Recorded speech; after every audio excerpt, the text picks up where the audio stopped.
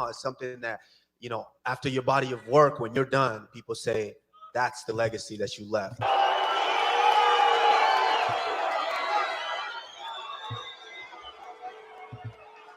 My last title of the defense was against the most dangerous guy in the division, Robbie Lawler, and you saw what I did on his face. I landed a strike record on his face, and that's a guy I liked. Wait till you see what I do to this clown. You will see December 14th why Marty Fake Newsman's even relevant right now. No one cares about him. The only reason he's relevant is because he attaches his name to mine. December 14th, only on pay-per-view. I'm detaching this little clown from my coattails. Yeah, I was looking forward to fighting this weekend. That's why the President of the United States is coming out.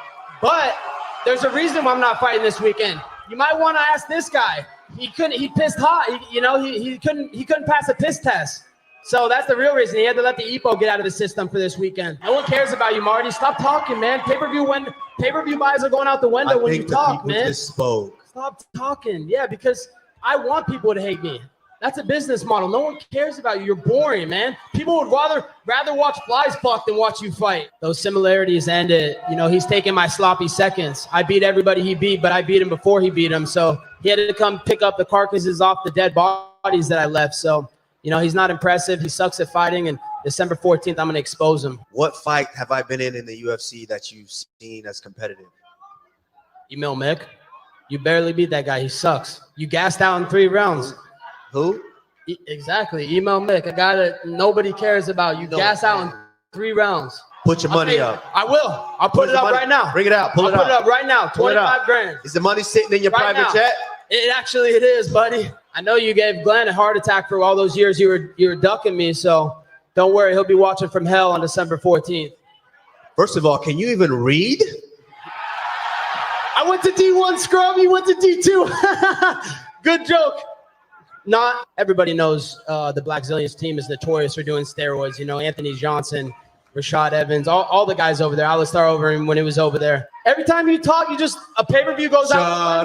Shut up. No one wants to hear you talk, bro. You're boring. No one gives a fuck about you. No one gives a shit, man. Not even your daddy, but don't worry. I'm going to be your daddy on December 14th. December fake 14th. News. That's why your name's Marty Fake News, man. No one cares about you. And you're going to realize Shut up. Stop talking. Pay-per-view's going out the window. You couldn't draw money with a green crayon and a white piece of paper.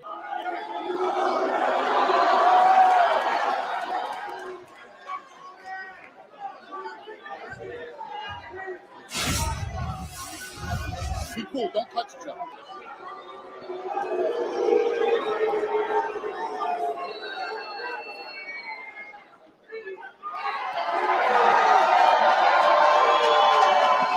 December 14th, yours truly, Colby Chaos Covington is going to be the face of the game. Oh, Covington spinning back fist to open a cut and close the show. You can't just wake up and eat Cheetos and live an unhealthy lifestyle. You have to live a healthy lifestyle, and you have to live this lifestyle 24/7. You have to make a lot of sacrifices to get to the top. Some guys aren't meant to be UFC champions, but I am. Dana White made him sign that contract, and that will be the last contract he signs because he's gonna be drinking smoothies through a straw after December 14th.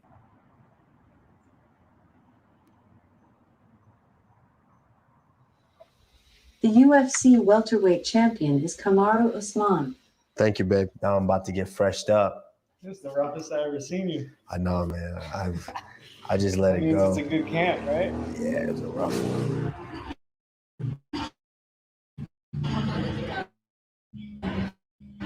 Ladies and gentlemen, many bags do look alike. Please check. Yours truly. Wow. We're staying good. There's no way I don't bring this world title back to them in the Oval Office. What's happening, everybody? Ryan Thomas here on the Thomas Take Sports Podcast. Thank you so much for joining me.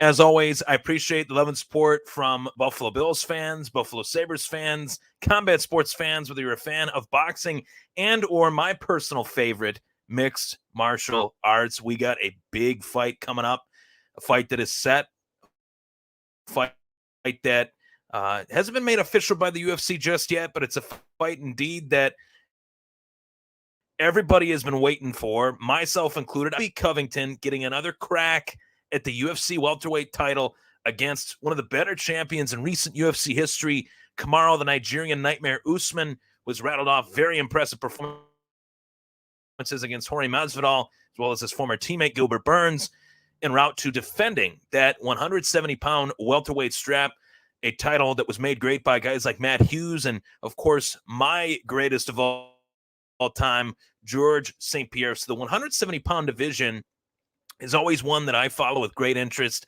The welterweight division is a historic division in the UFC combat sports. It's done a lot of good for building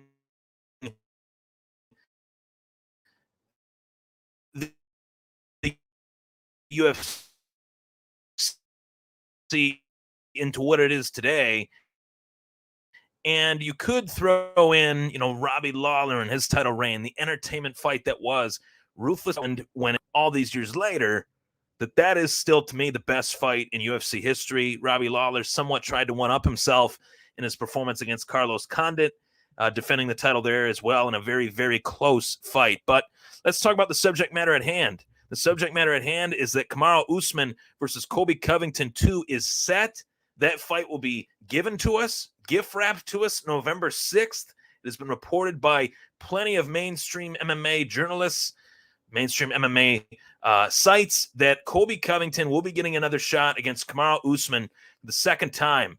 And that will be on November 6th, UFC something, something, something. I've lost count of the numbers, but November 6th, that's we are supposed to be getting that fight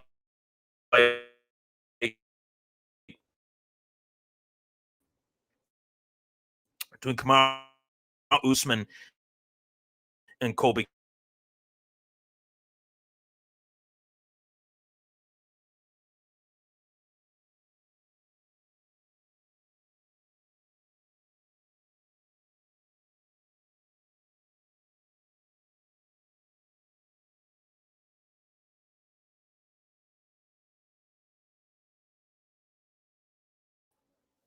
Sorry about that. Sorry about the glitch there. What makes this fight different from the first? That's the big question. What makes this fight different from the first fight? I'm here to tell you that each rematch seen in UFC, each fight is different than the last. You could put two of the same guys in there 3 different times, and each fight is different. We've looked at that in every single MMA trilogy, whether it's Edgar versus Maynard, whether it's Stipe versus DC, even the John Jones-Daniel Cormier fights, 2 fights that John Jones won both of them, that we didn't get the gifted trilogy of combat sports history like we would have liked to have seen between DC and Jones. But that fight leading up to Jones winning it, the second fight in particular with Cormier looked very good prior to being caught and hurt badly in that fight. So what makes this fight different from the first? The fact that it is the second fight makes it different. That in and of itself does make it different. We have seen it time and time again. Anytime 2 guys fight one another for a second time, they learn a little bit more about one another. They understand a little bit more about one another in terms of the skill sets and the weaknesses of each fighter. But we're 2 years removed from the first fight. Back in, September of 2019, these guys already fought. And the fact that these guys have already fought and we know their strengths, we've seen these guys fight other fighters and look better than they did in their first performance against one another, I think this is going to be one of the better fights in UFC history, as was the first fight between Kamaru Usman and Colby Covington. Going into it, set the stage for the second fight. Going into the first fight between Usman and Covington, I realistically thought that we would see a grappling exchange between both Usman and Covington, a very methodical mixed martial arts fight where we would see all phases of the game, whether it was wrestling, Muay Thai clinch, jiu-jitsu, grappling, pummeling along the fence, the dirty boxing, if you will, that Randy Couture made so famous during his heyday. I thought we would see that between Usman and Covington, and instead the prowess of wrestling that both of these guys implement but both of these guys possess, I should say, was completely canceled out. Wasn't even attempted by Usman or Covington. We didn't see a wrestling exchange at all in the fight. It was a true 25-minute slobber knocker that ended with about 23 minutes into the fight, with about a minute and change left in the total bout time, with Usman getting his hand raised. So what makes this fight different from the first is that it's the second fight. And I know the loser of the first fight, being Colby Covington, is going to try to do things a little bit differently, to the point where I do expect to see wrestling exchanges, grappling exchanges, dirty boxing, trying to wear down Kamaru Usman. Colby Covington is known as the Cardio King. He was known as the Cardio King of American Top Team. Now he is Colby Covington Incorporated. I think that this man, you take away the trash talk, you take away the build up to a fight, and you just look at the fights themselves. You say to yourself, Colby Covington to date, asking and answering the question, is Colby Covington Kamaru Usman's toughest test? You better believe it. When you look at every fight that Kamaru Usman has had outside of the Covington fight, Covington gave him the hardest fight. It was 23 minutes of nonstop action, and Covington obviously was stopped in that performance. But you better believe it, who matches up against Kamaru better than anybody in this division as it stands right now in the 170-pound weight class? It is Colby Covington. And I highly expect Colby to go into this one thinking that it is the last chance that he has at getting a title shot, and it is the last chance that he has at Kamaru Usman in general, if he does not get this done. Now, if he loses this fight, he'll never fight Usman again. He'll be 0-2 against him. If he wins this fight, then you have an even better opportunity for Usman and Covington to make even more money with one of the best trilogies that you could offer up to mixed martial arts fans and in the history of mixed martial arts, in the history of the UFC. So I also feel that there is a major factor in this fight that has to be discussed, and it is the fact that, yes, as I mentioned, these two guys fought in September, I believe, of 2019, if my memory serves me right on that. I don't have that in front of me. But both guys, with that amount of time away from fighting one another for another, opportunity, another crack at one another, how much better is Kamaru Usman? Realistically, how much better is Kamaru Usman? Kamaru Usman is far better than what he was the first time fighting Colby Covington. And dare I say it, Colby Covington even said it himself, Kamaru Usman's worst night at the office was still a winning performance. His worst night at the office against Colby Covington in September of 2019 was still a winning performance. Ever since that performance, the first fight against Covington, Usman has looked better and better each time he has fought. Yes, I would go as far to say the first fight with Jorge Masvidal was a little underwhelming, and nobody knew that better than Kamaru Usman, which is why Usman wanted to fight Masvidal again. They fight again. He knocks out Usman. Prior to that, he fights Gilbert Burns, a teammate of his, a guy that many in that gym believed that Gilbert Burns was the future of the 170-pound weight class, and a guy that was reported to have given Kamaru Usman a tough time in camp. Those are training camp rumors. You don't know what to believe, but at the same time, go as far to say that Kamaru Usman made easy work out of Gilbert Burns. There was some trials and tribulations early in that fight. He had to dig deep and, fire off a jab that he is known to throw, known to land, and is known to stun his opposition, whether it is Masvidal, whether it is Covington, whether it is Burns. Kamaru Usman is a dangerous man. He is a very dangerous man. And I put it in terms like this, working his way into the sport, he was a legitimate elite grappler. But what lacked in his game was a solid stand-up game, a diverse striking game, the ability to box with his opponents. He was so hesitant to box, so hesitant to stay on the feet. He was so easily able to implement his wrestling game that really the work on the feet came second nature, was second fiddle, as I should say. But training with guys like Rashad Evans, training with bigger fighters that can strike, forced him to learn how to strike, and he has looked phenomenal these last few fights, namely, as I mentioned, against Masvidal and against Gilbert Burns, and even the fight with Colby Covington. That was a striking bout, and a striking bout that he won, and yet Kamaru Usman's striking has gotten even better heading into this one than it was in the first fight. So how much better is Kamaru Usman? He is a complete fighter, and right now you can attest to the fact that maybe he's one of the top 3 pound-for-pound fighters in the world today. And I hate using that distinction because pound for pound to me doesn't really mean jack squat. But pound for pound means to me that you could go into the middleweight division and do work. You could go into, another weight class. Whether you're Francis Ngannou, you're not going into another weight class, but Francis Ngannou could go up against anybody and knock them out. Pound for pound, I would say he's number 1. Kamaru Usman could win a majority of his fights. Francis Ngannou could win a majority of his fights.